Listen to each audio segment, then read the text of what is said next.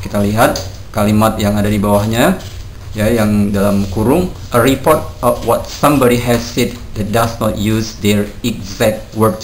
Teacher ambil ini pengertiannya dari kamus Oxford, jadi ada referensinya ya, teacher tidak karang-karang sendiri. Jadi sebuah laporan tentang apa yang seseorang telah katakan yang tidak menggunakan kata-kata asli dari orang yang berkata tersebut.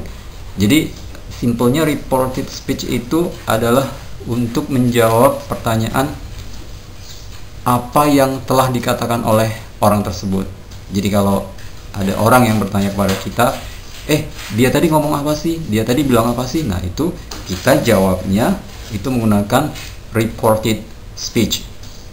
Reported speech ya punya istilah lain, atau reported speech sama juga dengan indirect speech. Jadi indirect speech dan reported speech itu sama. Oke, sekarang kita lihat ya, di sini ada 3 orang. Pertama ada Alex, kemudian Emma, dan yang ketiga Brian. Pertama Alex, ya, Alex berkata, I drink tea. Alex berkata kepada si Emma, I drink tea. Nah, Brian pingin tahu apa sih Alex ngomong apa sih ke Emma. Kemudian Brian bertanya kepada Emma, what did Alex say? Nah, Emma dalam menjawab pertanyaannya si Brian itu berkata, he said that he drank tea. Ya, perhatikan perubahannya dari kalimat yang diucapkan Alex sama kalimat yang diucapkan oleh Emma. Jadi kalau Alex bilang I drink tea, kemudian Emma bilang he said that he drank tea, berubah, tensisnya berubah. Kalau di Alex itu menggunakan simple present, kata kerja pertama. Nah, saat diucapkan oleh Emma, saat dia menjadi reported speech, itu kata kerjanya berubah menjadi bentuk kedua. Jadi simple present berubah menjadi simple past. He said that he drank tea. Kata drinknya berubah menjadi drank. Dia berkata bahwa dia minum teh, kata si Emma. Nah, di sini teacher beri tanda kurung. Di sini maksudnya ini boleh. Jadi boleh digunakan dan boleh tidak digunakan.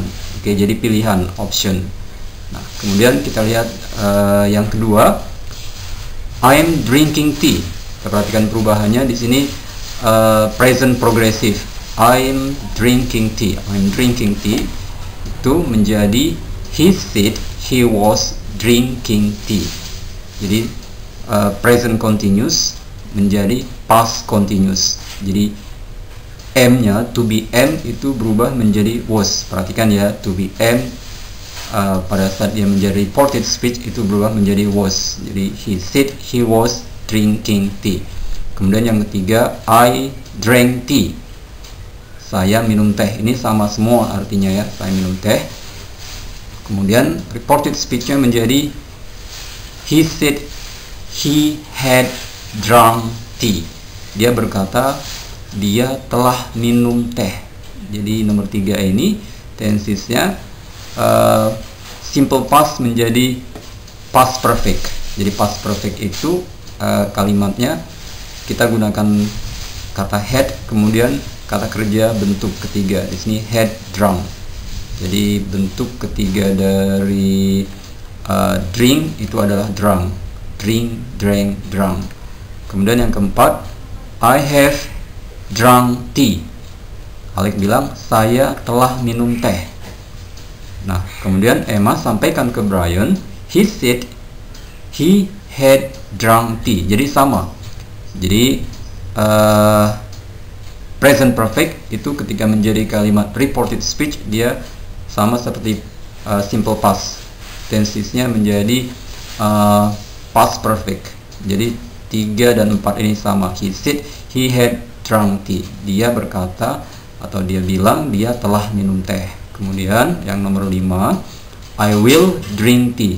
Ini simple future ya, simple future. I will drink tea. Saya akan minum teh.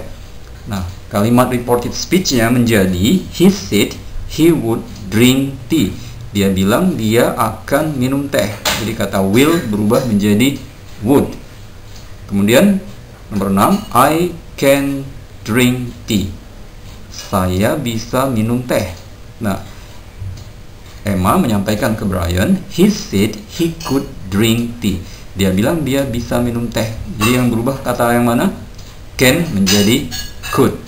Kalau nomor 6 dia menggunakan kata can, yang kemudian Emma sampaikan ke Brian, he said he could drink tea.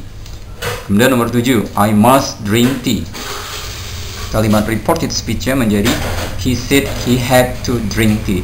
Jadi must harus itu menjadi had to, ya. Artinya sama, harus juga. Kemudian nomor 8, I may drink tea. Saya boleh minum teh. Nah, kalimat reported speech-nya menjadi he said he might drink tea. Dia boleh minum teh. Jadi might menjadi might. Kemudian nomor 9, I should drink tea. Should artinya sama seperti have to, ya. Ya, hampir sama seperti must juga. Saya harus minum teh. Kemudian reported speech-nya menjadi he said he should drink tea. Jadi sama, tidak ada perubahan, ya. Jadi should tetap should. Oke. Nah, nomor 10 ini beda, ya. Kalau nomor 1 sampai nomor 9 itu kalimat positif, ya. Nomor 10 kalimat tanya. Jadi Alex bertanya pada si Emma, do you drink tea? Apakah kamu minum teh? Nah, terus si Brian nanya, what did Alex say? Tadi si Alex ngomong apa sih ke kamu? Kata si Brian bertanya kepada si Emma. Nah, Emma jawabnya, he asked me, dia bertanya padaku, if I drank tea, apakah aku minum teh. Jadi if di sini kita artikan apakah. Do you drink tea? Menjadi he asked me if I drank tea. Oke, itu penjelasan singkat tentang reported speech. Mudah-mudahan bisa membantu kalian untuk lebih memahami tentang reported speech yang ada di unit 7 ini. Seperti biasa, jika masih belum paham atau ingin penjelasan lebih lanjut, boleh chat atau telepon teacher. Oke, untuk slide yang pertama ini cukup. Sekarang kita lanjut ke slide yang kedua. Baik, di slide yang kedua ini adalah tentang latihan, ya. Ini latihan, soal latihan. Harap dikerjakan dengan baik, ya, dengan serius, karena nanti nilai dari soal ini akan teacher gunakan sebagai nilai praktek untuk ujian tengah semester pada semester kedua ini.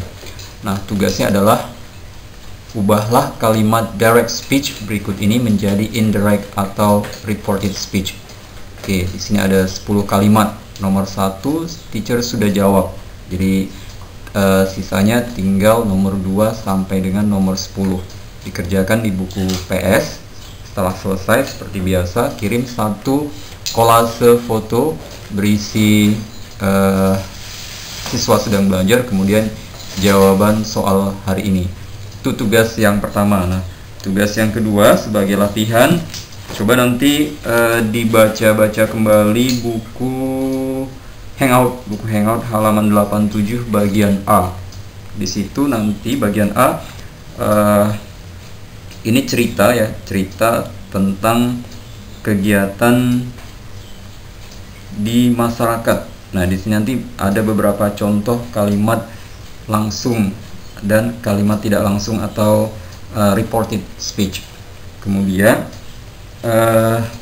bagian A halaman 87 ini ditranslate ke bahasa Indonesia.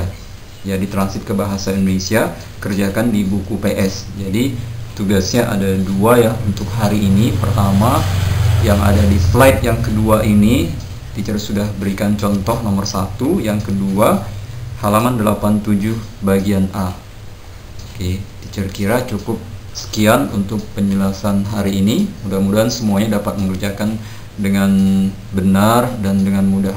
Oke, thank you very much for your kind attention.